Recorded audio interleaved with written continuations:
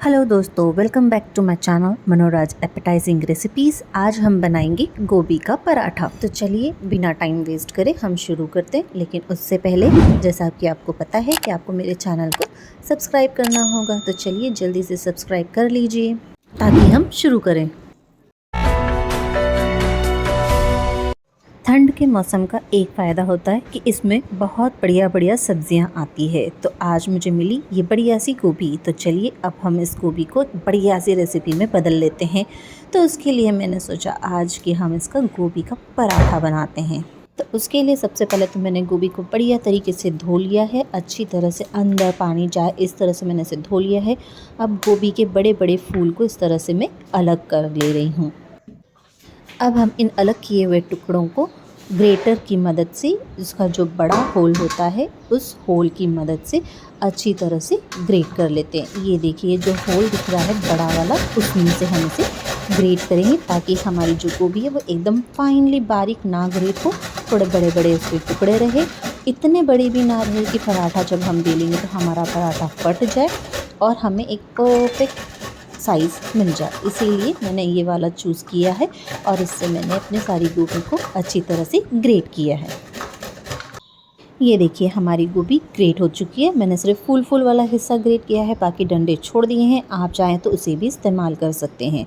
अब मैं इसमें डालूँगी बिल्कुल थोड़ा सा नमक और उसे अच्छी तरह से मिला करके एक तरफ रख दूँगी। ये स्टेप हम इसलिए कर रहे हैं ताकि हमारी गोभी में जो एक्सेस पानी है वो निकल जाए और हमारा जो गोभी का स्टफ़ तैयार करेंगे वो ज़्यादा पतला ना हो, जिससे हमें स्टफ़ करने में दिक्कत ना हो। जब तक हमारी गोभी रखी है तब तक हम बाकी की तैयारियां कर लेते हैं। यहाँ मैं अपनी गोभी के पराठे में डालने वाली हूँ एक मीडियम साइज़ की प्याज, लगभग 6 से 7 लहसुन, 1 इंच टुकड़ा अदरक का, थोड़ा सा हरा धनिया और 4 से 5 हरी मिर्ची, और मैंने इन्हें कर लिया एकदम फाइनली चॉप। चलिए अब हम चेक कर लेते हैं हमारा ग्रेटेड गोभी की क्या हाल है। ये देखिए ये रही हमारी गोभी। ये अब जितना पानी इसे छोड़ना होगा इसने छोड़ लिया है, तो अब हम इस पानी को अलग करेंगे। इसके लिए मैंने यहाँ पे एक पतला सा कॉटन का कपड़ा लिया है, उसे पानी में अच्छी तरह से धो लिया है और फिर उसमें मैं डाल रही हूँ ये सारी गोभी और कपड़े में इसे रख करके अच्छी तरह से हम निचो के इसका जितना भी एक्सेस पानी है उसे निकाल लेंगे। आप चाहें तो ये पानी फेंक सकते हैं या चाहें तो अपना आटा जो आप गूँथेंगे उसमें भी इसका इस्तेमाल कर सकते हैं। मैंने वो पानी निकला था उसे फेंक दिया है और उसी बाउल में ये गोभी को ले रही हूँ ताकि हम हमारा इसमें स्टफ़ तैयार कर सकें। अब इस गोभी में हम डालेंगे हमने जो चॉप की हुई है वो सब्ज़ियाँ और मसाले। यहाँ मैंने अदरक को बारीक बारीक ग्रेट किया था, वो बारीक ग्रेट किया हुआ अदरक, बाकी जितनी भी सब्ज़ियाँ हमने कट करी थी वो सारी सब्ज़ियों को मैंने यहाँ पे ले लिया है। अब हम इसमें डालेंगे मसाले।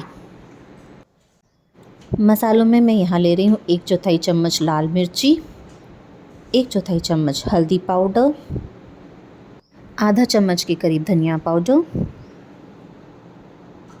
1/4 चम्मच के करीब ज़ीरा। इसको मैं हाथों के बीच में रख के रब करके डालूँगी ताकि जो मेरी ज़ीरा है उसकी खुशबू और फ्लेवर स्टफ़ में अच्छी तरह से आ जाए। सेम इसी तरह से अजवाइन 1/4 चम्मच के करीब मैं ले करके इसमें डाल रही हूँ। इसको भी मैं हाथों के बीच रब करके डाल रही हूँ ताकि इसकी भी खुशबू और फ्लेवर हमारे गोभी के स्टफ़ में अच्छी तरह से आ जाए। और अब हम इसमें डालेंगे स्वाद अनुसार नमक। ध्यान रखिएगा कि हमने गोभी में उसका पानी निकालने के लिए नमक डाला था, थोड़ा सा नमक आप इसमें कम ही डालें तो अच्छा रहेगा।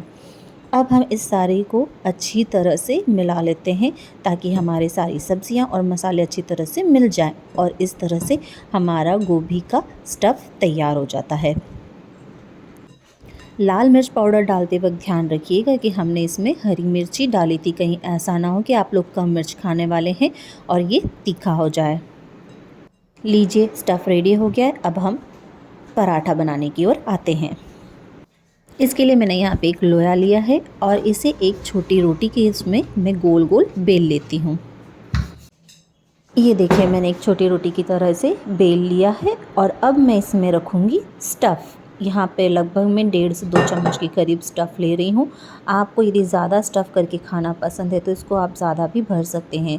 रोटी का जो आपका कवर रहेगा उसे पतला बनाइए, स्टफ़ ज़्यादा कीजिए तो ये बहुत टेस्टी लगेगा। लेकिन यदि आप शुरुआत में ही फर्स्ट टाइम बना रहे हैं तो थोड़ा सा आप कम स्टफ़ करके मोटा रोटी लेकर के करेंगे तो धीरे धीरे आपसे भी अच्छी तरह से बनना लग जाएगा। स्टफ़ को अंदर रखकर मैंने सब दो ओर से इकट्ठा करके इसको एक पोटली जैसा तैयार किया है और अब इसे पलेथन लगा करके अच्छे से गोल गोल बेल लेती हूँ। ध्यान रखिएगा हमें ज़्यादा प्रेशर नहीं देना है, बिल्कुल हल्के हाथों से धीमे धीमे इसको गोल गोल बेलना है। आप चाहें तो इसमें पलेथन और लगा सकते हैं और बाद में उसे साफ़ कर सकते हैं, लेकिन ध्यान रखिएगा कि हमें बहुत ही हल्के हाथों से इसे बेलना है। साथ ही ध्यान रखिएगा इसे ज़्यादा पतला करने और बड़ा करने की कोशिश ना करें, क्योंकि स्टफ़्ड पराठा है तो थोड़ा सा मोटा ही रहेगा। ये देखिए हमारा पराठा बनके तैयार है। मैं इससे ज़्यादा बड़ा इसको नहीं करूँगी। अब इस बारी आती है इसके सेकने की। पराठे को सेकने के लिए मैंने यहाँ पे मेरे जो तवा है उसको चढ़ा दिया है। मैं यहाँ लोहे का तवा इस्तेमाल कर रही हूँ, आप चाहे तो नॉन स्टिक पैन भी यूज़ कर सकते हैं। अब मैंने इसमें डाल दिया है पराठा और इसे दोनों तरफ से अच्छी तरह गोल्डन ब्राउन होने तक सेकूंगी। और मैं इसे यहाँ पे तेल लगाकर सेक रही हूँ। आप चाहें तो घी या बटर का भी इस्तेमाल कर सकते हैं। एक बार पराठे के दोनों तरफ से अच्छी तरह से सेकने के बाद इसे आप जब गर्मा गर्म किसी ठंडे दही या चटनी के साथ खाएंगे तो आपको बहुत ही अच्छा लगेगा। तो लीजिए दोस्तों, हमारा पराठा बनकर रेडी हो गया है। अब मैं इसे सर्व करूंगी टमाटर की चटनी के साथ और इसका मज़ा लूँगी। तो दोस्तों, इस वीडियो को मैं यहीं करती हूँ ख़त्म। अगले वीडियो में मैं आपसे फिर मिलूँगी, तब तक के लिए अलविदा, टाटा, बाय बाय।